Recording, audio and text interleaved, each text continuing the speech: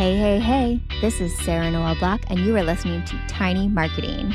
This is the Uncut Summer Series where you are getting the raw, unfiltered, unedited recordings from our interviews, webinars, and workshops. So sit back, relax, and enjoy the ridiculousness. Hey, y'all. It is your host, Sarah Noel Black, the person that talks on Tiny Marketing. Today, I posted on LinkedIn and I was talking about how service businesses they're not the same as product companies. They don't move from discovery to purchase automatically like you do with a product company. Like, for example, you go to a webinar and they blow your mind and you're like, okay, I will buy this on-demand course for $995. Great, woohoo. I feel good about that purchase. It's not the same with a service business because it's very intimate. When you're purchasing from a service business, you need to earn trust with that person. It is a intimate relationship that you're forming with them, and you need to be able to want to spend time with that person, with that service provider. So you can't just go from discovery mechanism like a webinar, a workshop, an event, a podcast, a blog post to hitting purchase. With a service business, purchase looks like scheduling a fit call, signing a contract.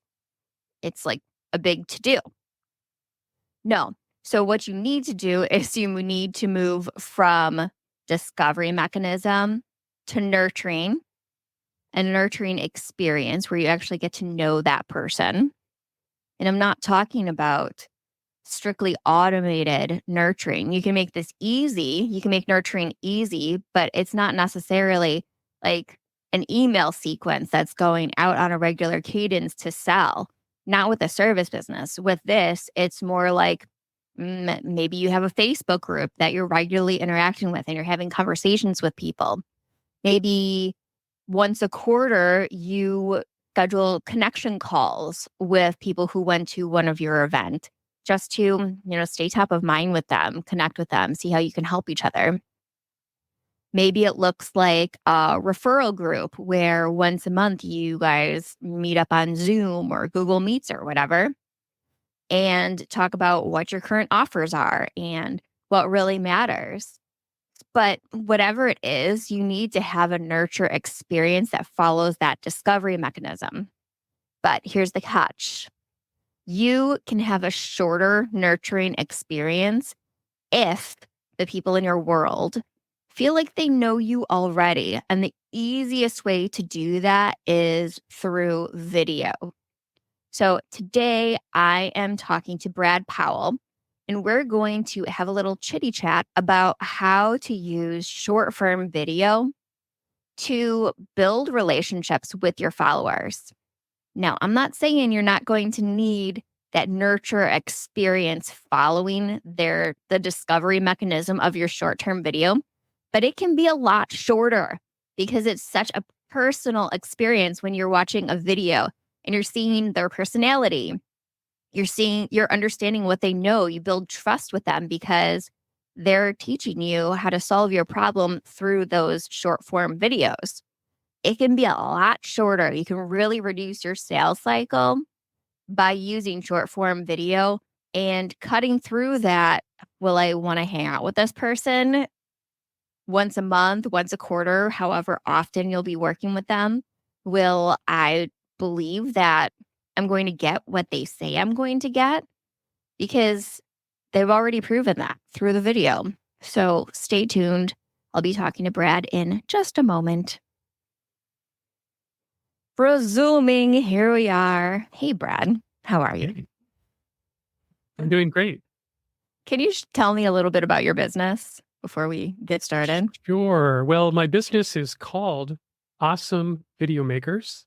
And what I'm really talking about is all of my clients. In fact, all of the people in the world who could become really awesome at making video, because I really believe that for anyone who's in business, especially a tiny business, or at least a business that has a tiny marketing department, one of the The people biggest here. opportunities is to get on video so that with the least amount of effort, you're getting the maximum amount of exposure.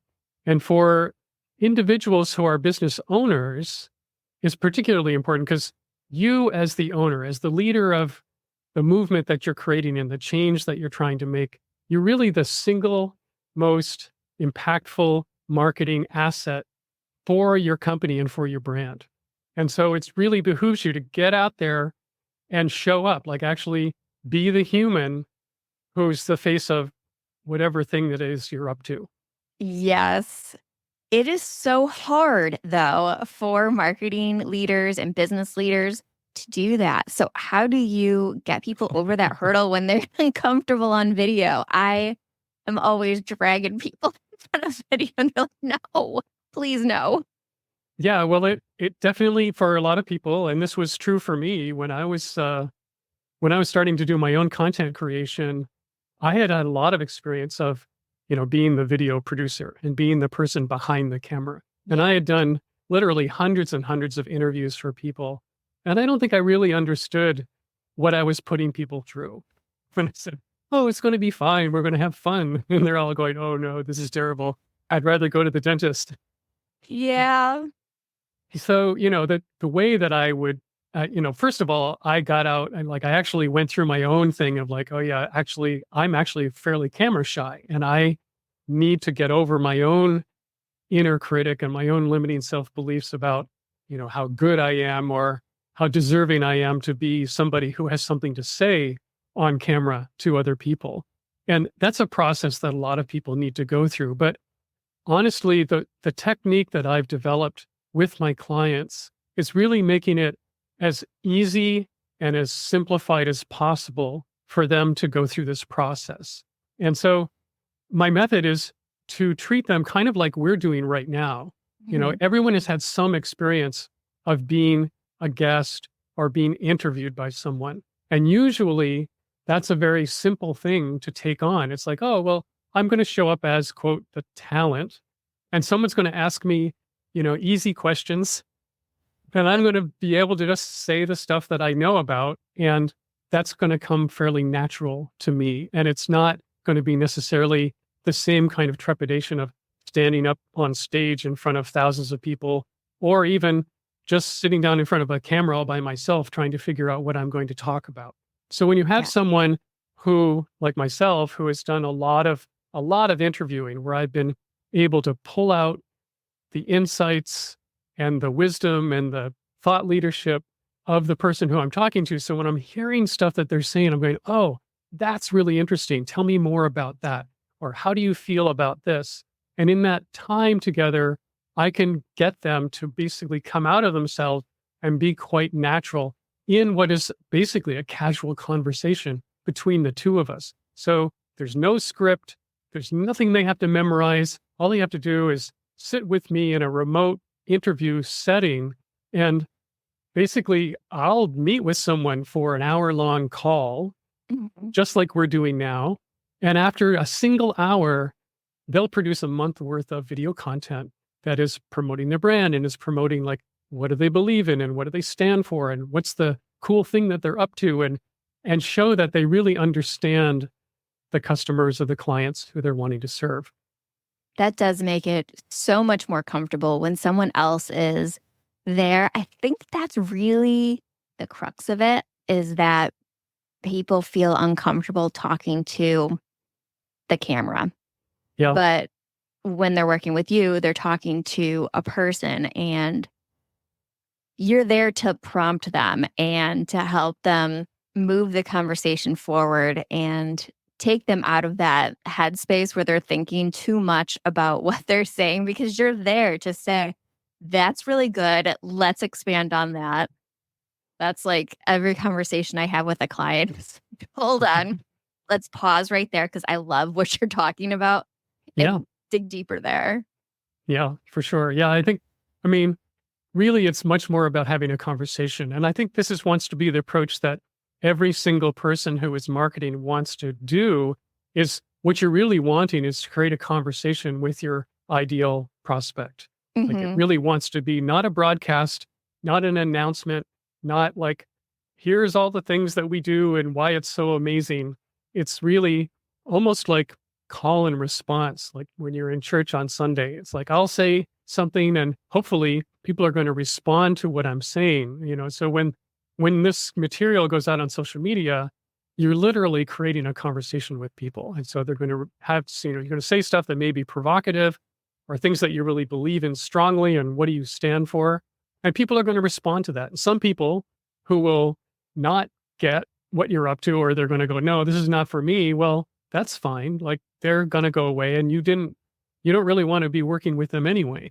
That's intentional. And I think that makes so many people uncomfortable that you need to attract and repel, Right. especially as a service business, Right. because if you're attracting everyone, then you're going to be working with a lot of people that are going to be a bad fit and you aren't going to enjoy working with them. They're not going to enjoy working with you. You want to repel them early on. It's Yeah. okay that people don't like you. And I mean, Yeah. I mean, people when you're spend their talking about service providers, when people are going to hire you for your service, they're not actually hiring the service because whatever service you're doing, there's, 1,000 other services that are in the same lane as you. And so right. they're really hiring the person behind the Yes. service or the people if you have a team of people. And so the more that you can show, this is who we are. These are our quirks. This is our personality. This is the way we look at things. This is the way we treat each other. This is how we treat our customers, et cetera, like all that kind of stuff. People want to know, who am I going to be working with? And they will pick you because they resonate with you. And there's no better way to have that resonance happen at scale than with video right now. Yeah, I am 100% with you on that. It's the only way that you can get people over those obstacles and hurdles when it comes to picking a specific service provider. Like, let's say they've shortlisted you, but video is what says, okay, I'm going to go with that person because you're teaching them, you're earning trust with them. They can see your personality. It's a really intimate relationship when you're working with someone because you're actually like face to face with them and having real conversations with them. And you need to be able to early on say, okay, I'd want to hang out with that person. Yeah, absolutely. The other thing that I found really interesting in this last little bit of time is that the way businesses used to use video isn't working as well now. And that what I'm referring to is the sort of longer form explainer style of video. The number one thing that people often come to me with is, we want an explainer video. We want one of those cool, like animated things. Yeah, those are that's out. like, here's how to use our software, and that's good. Like that definitely has its place, but that's not what we're talking about here. And the other thing that's really shifted is all of the platforms. And this is, it started with TikTok, who made short form, like a video that's short, like a minute or 30 seconds or even 15 seconds. That is the most popular way for people to be consuming content. And TikTok completely proved the model. It's become the most used video consumption platform on the planet, bar none. And I do love TikTok. yeah, and it's shown that not only does it work, but it's really addictive. I mean, people go on TikTok and they lose, an hour or 2 hours just sort of. That is so true. That is Yeah. exactly what happens. Right, exactly. Well, so all of the other platforms looked over there and said, oh my gosh, we need to catch up with this. And so Instagram and Facebook has Reels and YouTube has its Shorts.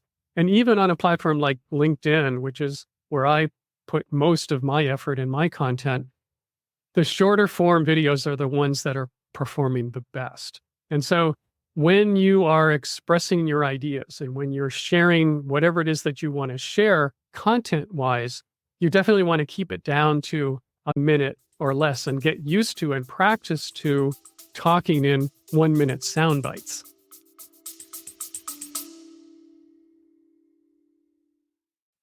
Hey folks, Sarah here, popping over to introduce the Tiny Marketing Club. This membership is for B2B service founders struggling to market their business sustainably. The Tiny Marketing Club will help you build and maintain a lean marketing engine that helps you build authority and visibility with your dream clients, making it easy to increase your pipeline without burning out. Together, we'll build your lean marketing engine and the systems to make it so damn easy for you to keep it up without a team or a big budget. Go to sarahnoelblock.com/club and click the button that says apply for the club to get added to the wait list. See you there. Yeah, that is really hard to get used to. Especially Yeah, for something like this, like it a is, podcast. it's a definite challenge. I mean, I come from a long background of doing live streaming. I mean, I was doing live streaming for musicians back in the early 2000s before there were any platforms that enabled live streaming. Basically you had to build this kludgy thing on somebody's website on a landing page, and then you had to invite people to come to that location to show up at this, virtual live event. And it was way before live streaming was cool at all. Well, that is cool. That's like the beginning, the origin story of it. Right. And that was super long form kind of presentation. It was very engaging.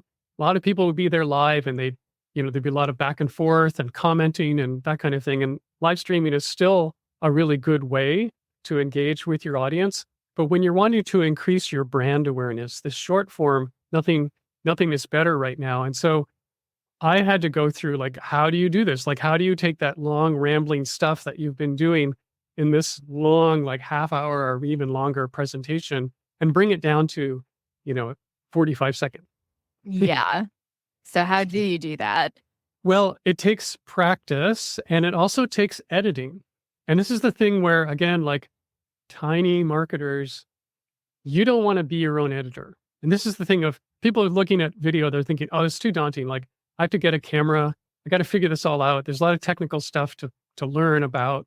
And when I'm done with the making of my video, after I stumbled through what I was going to say, or I read my script and I had, lots of bloopers and stuff, I need to somehow figure out how to edit it all down so that it makes sense to people, and I leave out all my mistakes. And so you don't want to do any of that. But you're the owner of your business. You're the marketer for your brand. You don't want to be this guy or a gal who makes videos, and you've become an expert videographer or an expert video editor. You don't need to do that. You can hire someone, you hire me, but there's lots of people who are really good at video editing. And especially now with the short form, there's tons of people who are very skilled at taking content and cutting out all the parts that you don't need and making some kind of thing that you went on for maybe 3 minutes and turning into a 50-second video. And this, again, is partly what I do for my clients, is that we're having this conversation and I'm listening for the nuggets. And when I hear something, I go, yeah, that's it. I know we've got it, and we can move on to the next topic or the next prompt that I'm giving them. And from that time, like, I'm literally taking an hour-long piece of footage and I'm taking little bits and pieces out of it. Sometimes it's not even linear. Like, I'll take a part that was said over here and I'll bring it to the beginning, because a lot of us, we bury the lead. Like, this thing we want to say, we leave it till the end. Yeah. But your ears are trained to find that hook that's going to pull people in, and those sound bites that are going to work in 50-second videos. What's funny about TikTok, though, is that they're expanding. Like, now you can go up to 10 minutes. It's true. And they're like, the algorithm of TikTok is preferring the longer videos now, which seems so funny to me, considering they were the starters of the short form.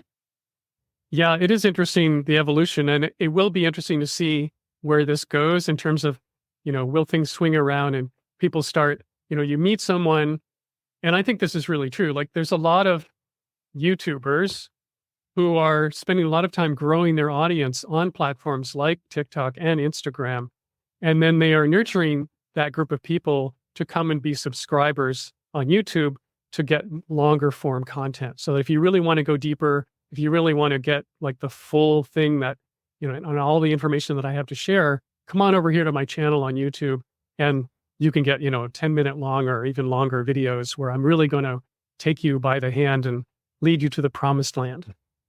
Yeah, that is a good. So I told you I pre-recorded my intro based off of our topic, but during that I was talking about discovery mechanisms and how you need to have some sort of nurture experience to get people to purchase. But in the example that you're giving, like YouTubers, their purchase would be subscribing to their channel because they're getting ad dollars for it. That's So right. TikTok might be the discovery mechanism because it's short form, there's not a lot of commitment. And then they nurture them through that and pull them over to YouTube where they're getting the ad dollars for watchers. Yeah, exactly. And I think that model works really well for creators whose business model is basically developing revenue based on their content creation. Like they're content creator entrepreneurs and their whole business is basically around being a media company that produces content. For most of us regular business types, that's not our model. Like our revenue is coming from what we actually do and what we deliver for our customers and clients. So my feeling is that TikTok looks really attractive and by all means, test it, try it out, because there's huge discoverability on a platform like TikTok because it really does show your material to lots and lots of strangers. And by some accident or good misfortune, or however you describe it, your content can explode and be seen by tons of people. However, those tons of people may not at all be the right people for you.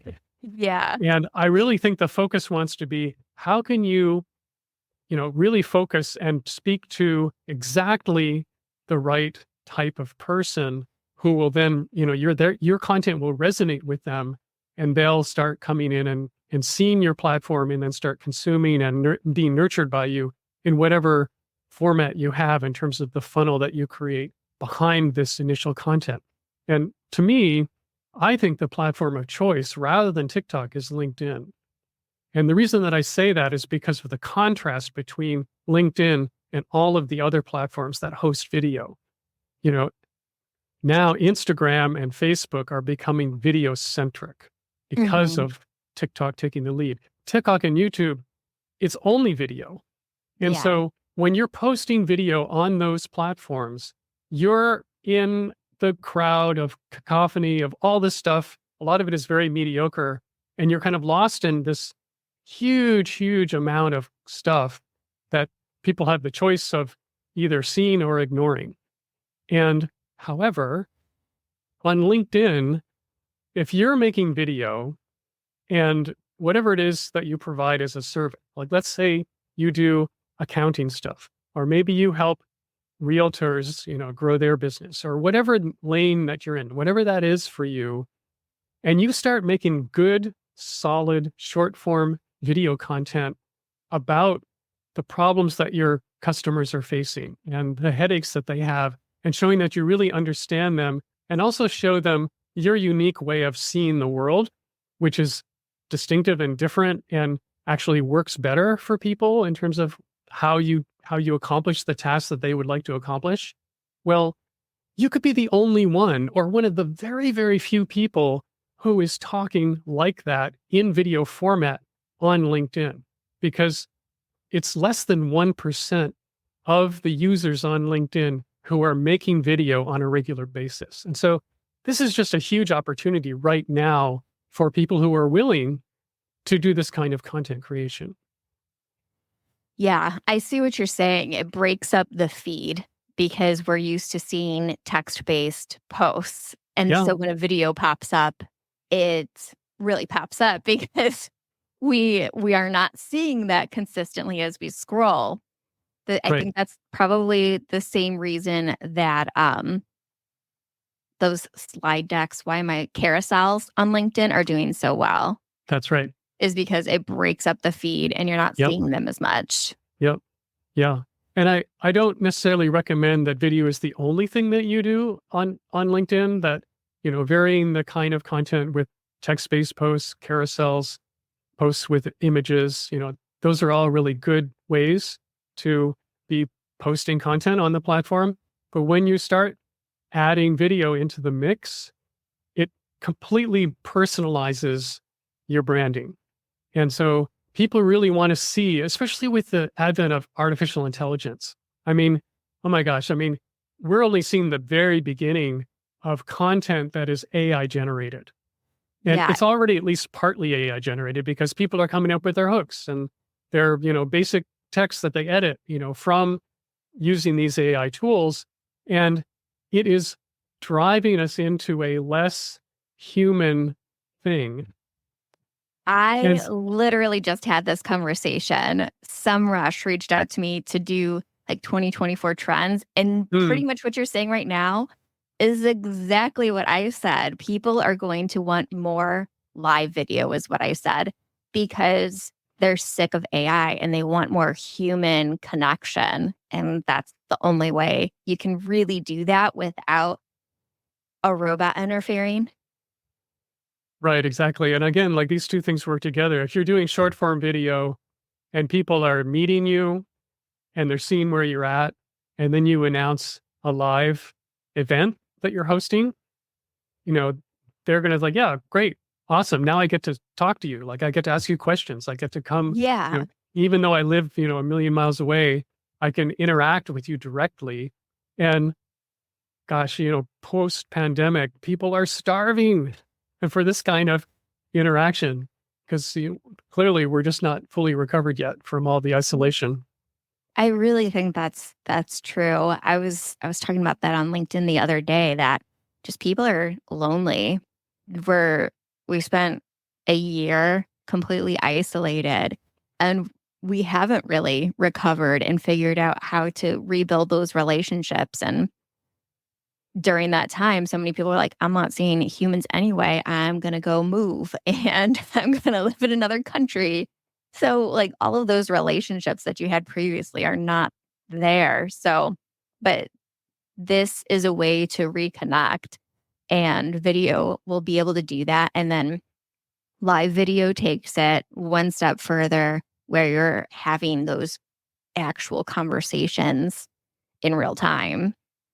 Yeah, absolutely. I really love using live. I think, in my view, it's probably one of the best ways to build community and to absolutely learn like from your audience, so that all the stuff you're doing in terms of content creation is being audience led. Because when you're literally in the room, and this is a virtual room, but when you're in the room with your people, and if you're doing a live event, like if you create, let's say, a monthly experience, you go live once a month and it's always on a particular topic, you could even bring other guests in to help lead, and you're the moderator of the conversation, or do a panel thing, do like a mini, 1 hour summit with 3 people. Anything like that is great because you're hosting an opportunity for anyone in your circle to come and collaborate in a sense of they want to, you're talking about something that wants to be talked about. You're leading a conversation that people may already be talking about and they want to go deeper. And then if you bring in experts and people who really know about a particular thing, the average person is going, this is great. Like I get access to this particular individual and I can ask them questions and they're going to respond to me. Yeah. And this is like, does Microsoft do this? Does Facebook do it? Like big faceless corporate brands aren't able to be as open and transparent and literally just personable as tiny marketers who pick up the torch and do this kind of thing. Yeah, it does build community around it. And your suggestion works twofold, where you're building relationships with influencers within your niche if you're inviting people to join your live streams.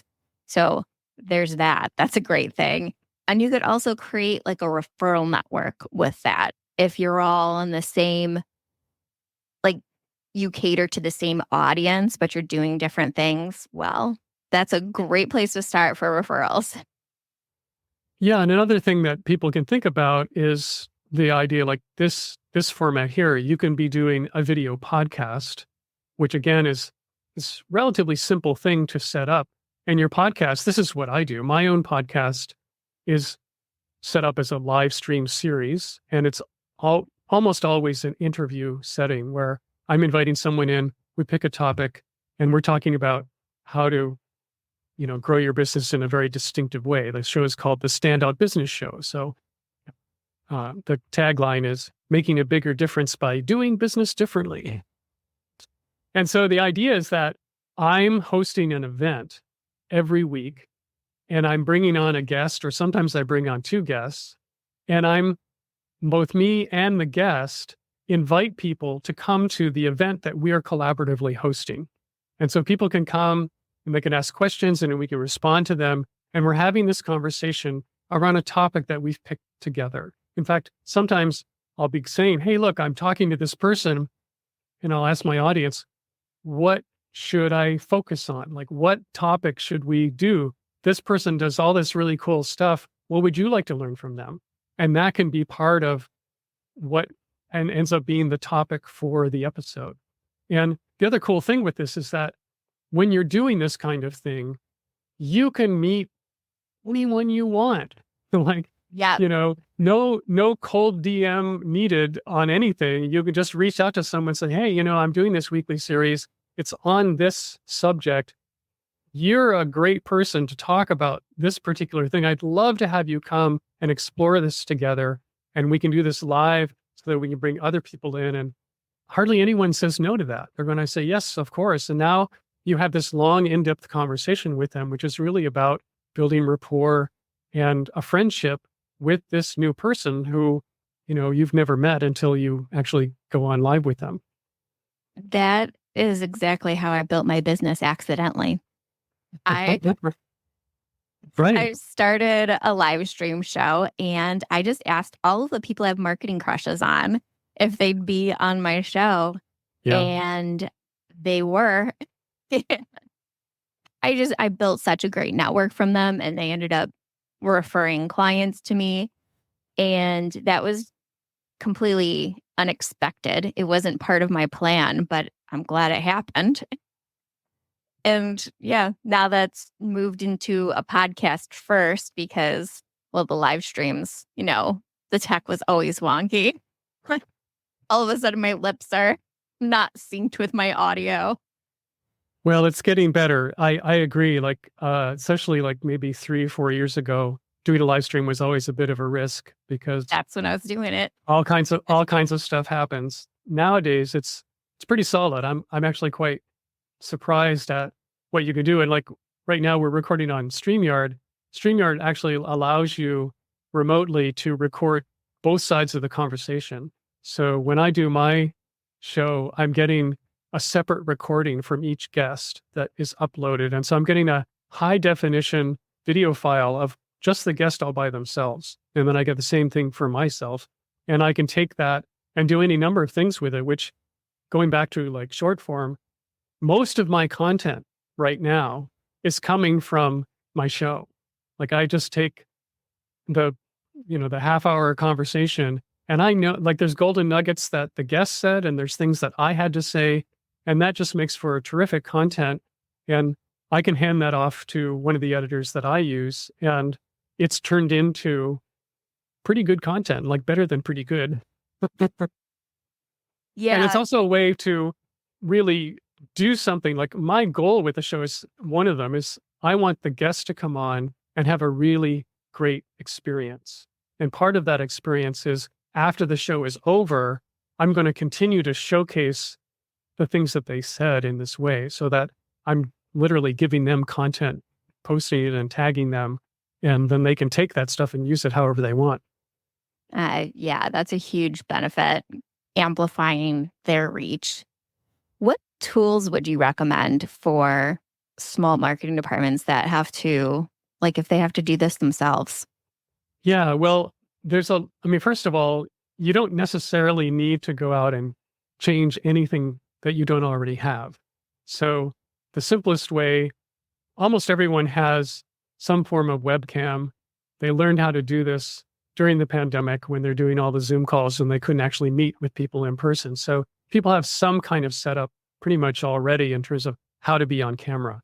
And that may already be good enough in terms of, do you have a webcam that shows you in a fairly clear way?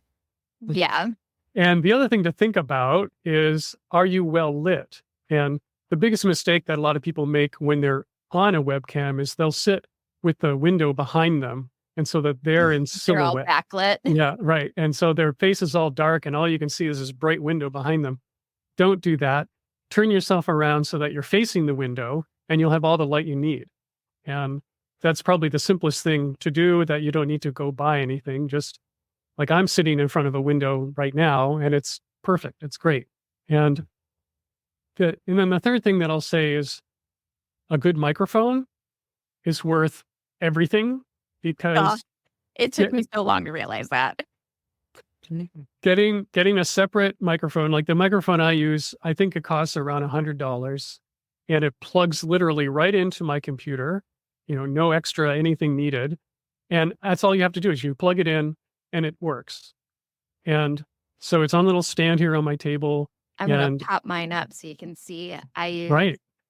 Yeah. So there you go. You're having a Shure. This one, I like this one because it just looks kind of cool. And this is one made by a company called Samson. And anyway, it's really simple, but it makes a huge difference in how you sound. You really want to strive for good audio, like your video could be sort of fuzzy and crummy, but if your audio is bad, no one is going to keep hanging in there with you. Yeah. There's some early live streams where I listened to the audio and I'm like, right, this was awful. Right. Yeah. And the other thing, I mean, people often find themselves in a room that has a lot of echo. And so if you're using, your microphone that's embedded in your computer, or if you're using the microphone on your earbuds, that will pick up all the room noise and you'll have a lot of echo. And that's not a good sound. Whereas a microphone like this, the only noise this microphone gets is the noise coming directly from my mouth. And it blocks out everything else in the room. So, I mean, I'm in a building where I can hear like the central heating system rumbling in the basement. If I'm in a town where the fire truck could go roaring by with the sirens going, and none of that will be heard by this microphone. Yeah, I've only ever heard you. My dog is digging into his pillow in the corner of my room. Right. And that won't be heard either. He could probably bark. That's fine. He just can't get comfortable. It's not his fault. Right. And these are really all the things that you need to be thinking about. Like, you don't necessarily have to run out and go, do anything really radical. It helps. Like, I am a videographer. I use a really good camera for my setup, and I've, built my studio in a very intentional way so that I'm looking and sounding as professional as I can. But that's my brand. And you just have to decide what's your brand wanting to be in terms of how do you want to show up. And this is something that, when I work with a client initially, we spend time literally overhauling their setup, so that I call it grooming your Zoom. So that you can, we all want to look to a certain degree professional. At the same time, you also want to look in a way that is your way, like it's showing something about you. So I always say, well, dress in the way that you would for any kind of business meeting, and make sure that we're seeing something that is meaningful to you. So like behind me, I've got this French horn. Oh, yes, I see it. And it's a good conversation starter, and people are going, why do you have a French horn back there? And I have lots of stories that I can share about the horn and how I got it and what it means to me, and my music making background. Yeah. I guessed about your music making background from your origin story of working with musicians on live streams. Yeah, well, that was, I mean, that was a very interesting thing. Like in those days, I had a music business. That was what I was up to. And I was chasing international musicians. And these were people from literally all over the country, and not all over the country, all over the world, Europe, Brazil, parts of Africa, Latin America. And the what I was doing with them was I was licensing their music and their video, and then relicensing it to media companies here in North America that wanted to use it in their programming. And in the middle of all of that, this large company, National Geographic, decided I haven't heard of them. Can you explain? they thought maybe we should do something with music. Like we've never really done anything with world music. Maybe that would be a way to attract young people. And so the person who was in charge of this digital marketing initiative of theirs reached out to all the different media companies that I was already partnered with who were doing some kind of world music programming in their programs, whether it was radio or television. And every single one of them said, oh yeah, well, we're working with this guy named Brad. He has this amazing catalog.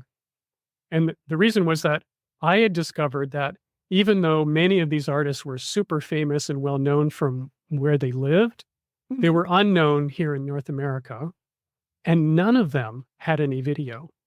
And so I started, well, I have an outlet. Like there are companies that want to show this video and they can't find enough of it. So I started producing live That sounds music cool. video. And after about 5-6 years of doing that, National Geographic called me out of the blue and said, well, we have this new little project. We'd like to talk to you about, working with us. And I'm That's going, amazing. really? And so if I had gone to them knocking on the door saying, hey, you guys, I think I got this thing for you. Would you like to do it? Nothing. I would have gotten zero response. But by some happy accident, like complete good fortune, they called me. And then, like literally overnight, they said, we want to bring you down. We want to buy you out. We want all of this. We want to own it. We want all of your catalog. And we want you to be in charge of this new music initiative that you're doing. So within no time, I became the music guy from National Geographic, of which there had never been anything like it before. That is so cool. And it just shoved me into, okay, now I have to be really serious about, making, like this. No, I'm not just fooling around anymore. This is the big time. Yeah, National Geographic is cares now, so I need to care. Yeah, so I mean, it was a huge adventure. It took me to all kinds of cool situations. I could go to literally almost anywhere where music was happening, and people would invite me into recording studios. They would and I have a backstage pass to shows, and I would meet artists. I'd be able to, interview them. And I learned, like literally the hard way, how do you do good interviews with people who may not even speak English very well, and get the stuff that you're looking for, and make sure that that's going to work. And then connect this person that no one has ever heard of to an audience in North America who would probably fall in love with them if they only knew their music. How do you put those two things together? That sounds amazing. So yeah, that was the genesis of the kinds of stuff I do now. Good Lord. I would love that. I am obsessive about music. I'm one of those annoying people that I discover bands early, and then when everyone else catches on, I'm irritated. I'm like, Yeah, leave it right. on to me. Right. I know that feeling. That's right.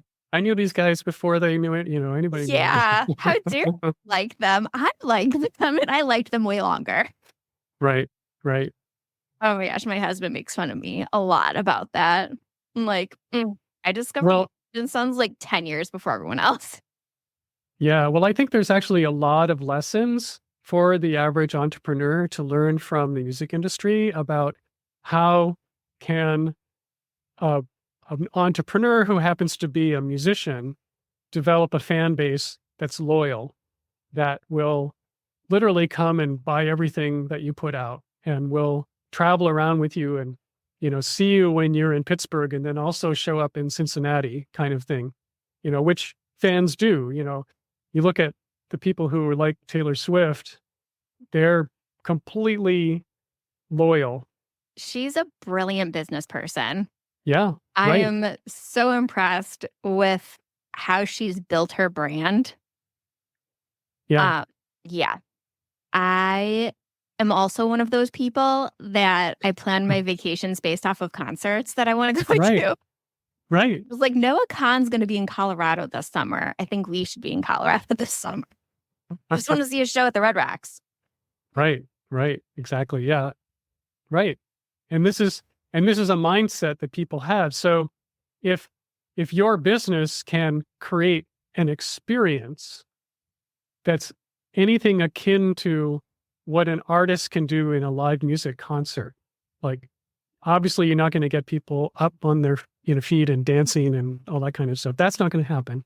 But there's all kinds of other stuff that goes with concert events that's part and parcel to the experience. And businesses can take a lot of lessons from that and apply them to their own kind of marketing campaigns that they're doing. So that, and this applies to, we're talking about live video. Like if you're doing a live event that's virtual, there's all kinds of things that you can bring into that experience that mimic the experience of the live concert. And the biggest one that I'm going to point out is just that people who go to a live concert because they love the artist want to be there not as much as about the artist, it's about being with the like-minded people who are the tribe that follows that artist. Because, bands that are big have something going where it means something to be a fan of theirs. It's a choice. Like you now have an identity that I am a Taylor Swift fan, or whatever person you want to mention. I'm this person's fan. I'm part of this crowd, and that Yeah. is part of your identity. And so, when your business can create meaning behind being someone who is part of your brand and part of the thing that you're doing and part of the mission that you're on, and you've got a bunch of people like look at say Harley Davidson is sort of Yeah. the extreme example. People who ride Harleys, they are a complete breed of themselves and they know it and they hang out with each other and they tattoo Harley Davidson on their chest. And When is they someone do going to tattoo tiny marketing on their chest? I'm waiting. right, exactly. Yeah, same thing. Put awesome videos makers on your elbow. Yeah. Yeah. Well, HubSpot is a great example of that too. Like Yeah, they have built a community with, I think they're called hugs around the country with there you go. local user groups. Yep. And it's such a brilliant way to make your brand the center of a community.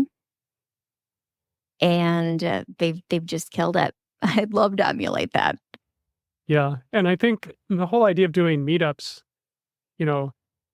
again, similar whole political campaigns, completely grassroots, have completely come out of nowhere simply because the people who were loyal to a particular candidate organized themselves and started hosting meetups around the message and the mission and the campaign that was being run. And often the candidate and the people around the campaign, the leaders, didn't even need to do much of anything. And so if you can instill that kind of activity amongst your users, now you're looking at user-generated content creation that, they're doing stuff and there's reciprocal stuff that can come back to you in terms of what's going on with them, whether it's they're just simply taking selfies at an event that they're doing, or they make impromptu videos there, or even just simply the event itself being turned into a live stream.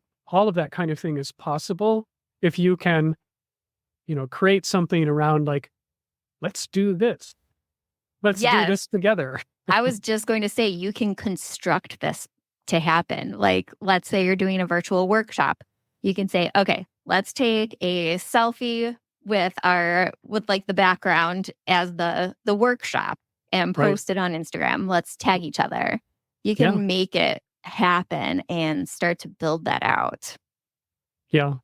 Yeah. And this is where again, from the tiny marketing perspective, you can really amplify what you're doing because users are the ones who are sort of taking the reins and they're generating content for you. Yeah. My video has frozen. Has yours? I can see myself and I can see you frozen, You can see me frozen. but I can certainly hear you. Um, Hopefully it'll come back in just a minute. yeah, hopefully. Well, just in case, we should wrap it up anyway. Can you tell the audience how they can work with you and find you online? Yeah, sure. Well, probably the best way to connect with me is to check out my podcast, The Standout Business Show. And the best way to do that is to go to standoutbusiness.show.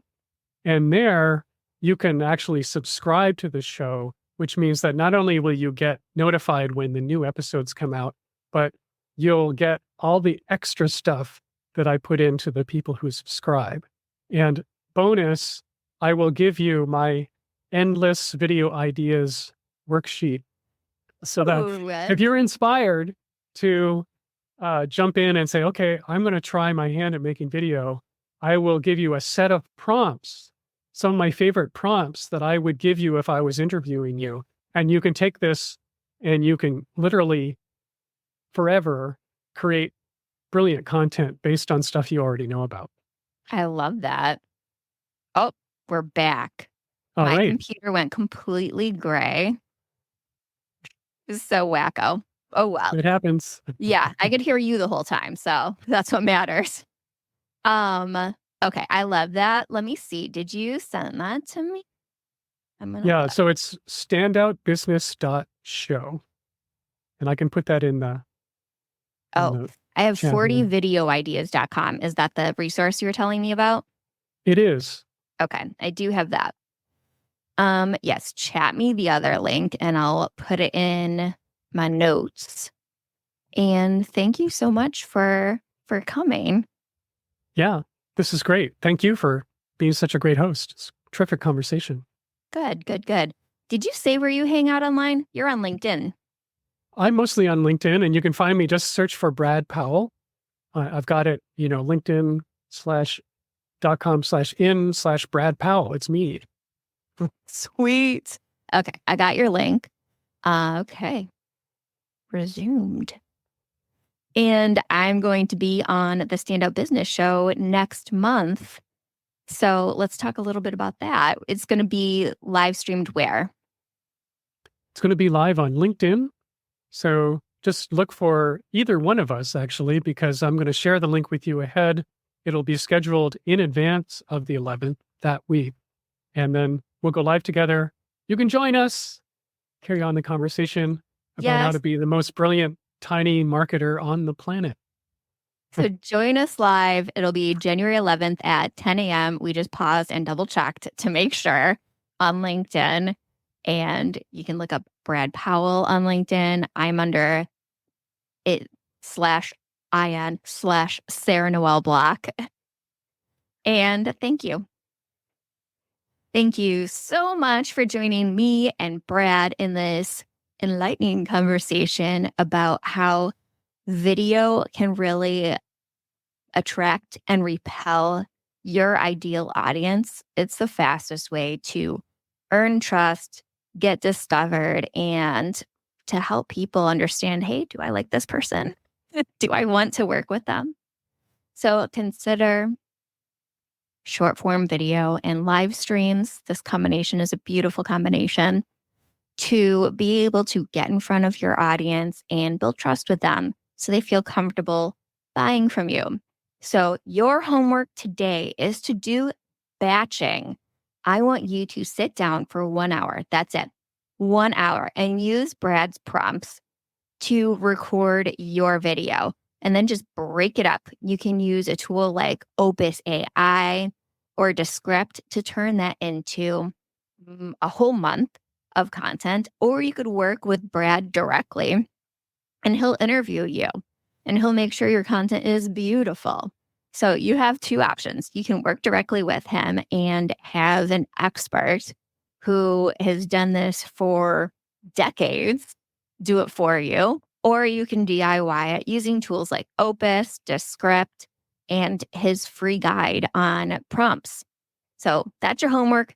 Get to it. And don't forget to rate, subscribe, review the show wherever you're watching or listening to it. It's on YouTube and all the podcast streams. And follow me over on LinkedIn. I want to be friends with you. So go over to LinkedIn and search Sarah Noel Block and hang out with me. I would love to connect with you, maybe schedule a connection call and have a one-on-one conversation. I love meeting you guys in IRL, in real life. All right. Thank you. If you enjoyed this episode, please, please, please remember to subscribe wherever you listen to podcasts and rate and review. But most importantly, tell your friends. Share this episode with a friend so other people know about Tiny Marketing and our Uncut Summer series. I will see you next week with another great one.